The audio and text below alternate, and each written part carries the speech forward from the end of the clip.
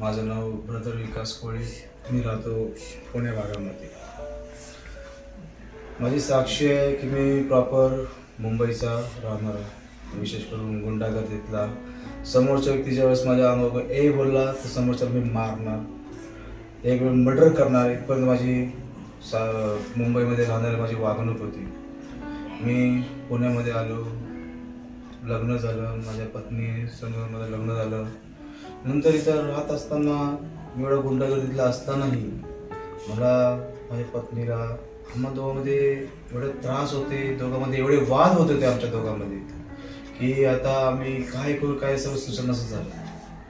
घरी आलो, क्षुल्लक कारण तिला बोला भाजी बनव, ते हा बोलणार, परत जाणार घरामध्ये आतून परत बाहेर येणार, डायरेक्ट भांडत येणार काही कारण नसताना. एवढा त्रास होता.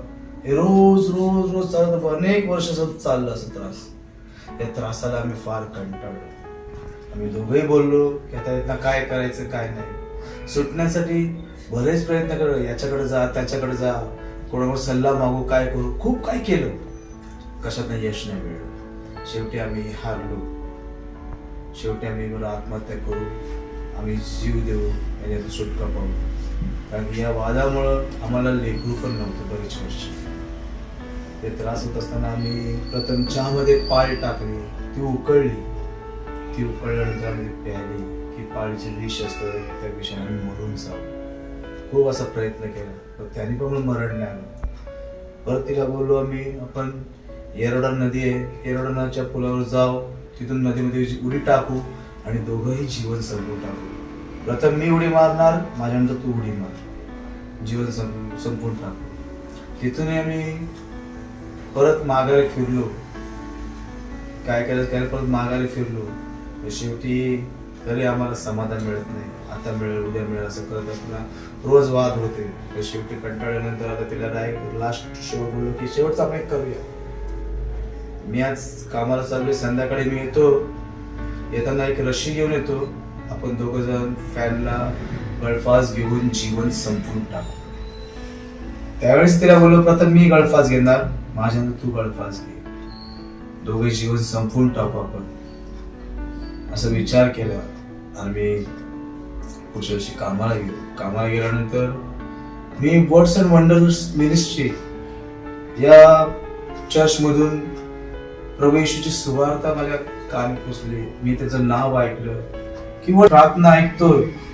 अनेकांची बंधनं तुटतात, कर्जामध्ये अडकलेले त्यांना सुटका होते, कर्जमुक्ती होते, आजारामध्ये अडकलेले आजारातून सुटका होते. तेव्हा धन्यवाद देतोय. मी माझ्या पत्नीला आलो तरी बोललो, जी रशी घेऊन येणार होतो, रशी घेऊन आल्यानंतर तरी पण तिला बोललो, मी भांडणं झाल्यानंतर पण तिला बोललो मी की बस स्टॉप कर, आता आपण आज फाशी घेणार आहोत, आपण मरणार आहोत, पण एक काम करूया आपण की मी प्रभू येशू हा देव कोण आहे. आजार निघून जातात, आजारी लोक बरे होत आहेत, बहिऱ्यांना ऐकायला येतं, आंधळ्यांना दृष्टी मिळते. कोणतरी प्रभू येशू ख्रिस्त आहे, प्रार्थना ऐकतात आणि देव काम करतो. तर त्यावेळेस प्रभू येशू कोण आहे हे मला माहित नव्हतं. मी कुठल्या देवाला मानत नव्हतो. मी कोणाकडे जाऊन असा काहीतरी करायचा विश्वास माझा नव्हता. फक्त शेवटचा पर्याय मरणार. पण तिला बोललो, एकदा आपण जाऊन येऊ, या वादापासून आपला सुटका हवे, मोगेत हवे. तर ती पण राजी झाली. ठीक आहे, आपण एक करूया लास्ट, यात नंतर सफळ झालं ठीक आहे, नाही तिथून आल्यावरती आपण जीवन संपवून टाकू. खरंच सांगतो, मी ज्यावेळेस तिथं गेलो मी, तेव्हा मला आतून एक विश्वास आला. प्रार्थना झाल्यानंतर खरं मी ब्लेस झालो. घरी आल्यानंतर मला एक आनंद वाटला.